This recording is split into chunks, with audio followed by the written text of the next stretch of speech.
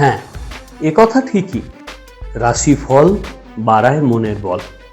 কারণ রাশি স্থির, গ্রহ ঘুরে বেড়ায়।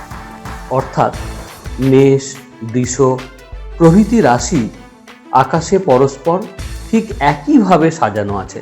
তাদের নিচে রবি, চন্দ্র প্রভৃতি গ্রহ মেষ থেকে বৃষ, বৃষ থেকে মিথুন, মিথুন থেকে কর্কট এমনি করে সরে সরে যাচ্ছে। সব গ্রহ একই রকম গতিতে এক রাশি থেকে আরেক রাশিতে যায় না। আবার একই গ্রহের গতি সবসময় সমান থাকে না। চন্দ্রের এক রাশি থেকে আরেক রাশিতে যেতে লাগে 2.25 দিন, কিন্তু রবির লাগে 1 মাস, বুধের 18 দিন, শুক্রের 28 দিন, মঙ্গলের 1.5 মাস, আর বৃহস্পতির 1 বছর, শনির 2.5 বছর। তাই রাশিফল পরিবর্তন হবেই।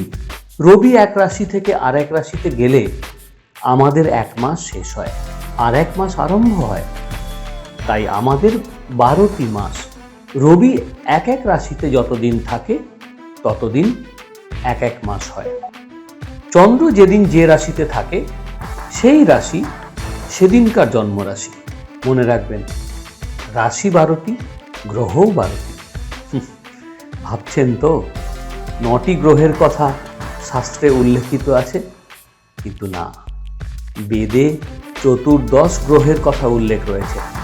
দেখুন, প্রজাপতি ইউরেনাস, বরুণ নেপচুন ও রুদ্র প্লুটো, এই 3 গ্রহের আবিষ্কর্তা পাশ্চাত্য দেশ।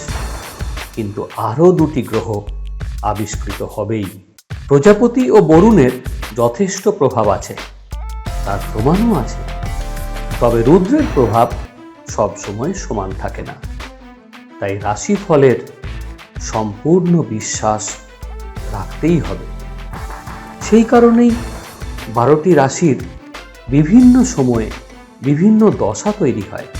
আর শুধু রাশি নয়, মানুষের জীবনে প্রতিটি মুহূর্ত জুড়ে আছে গ্রহ, নক্ষত্র ও তিথি।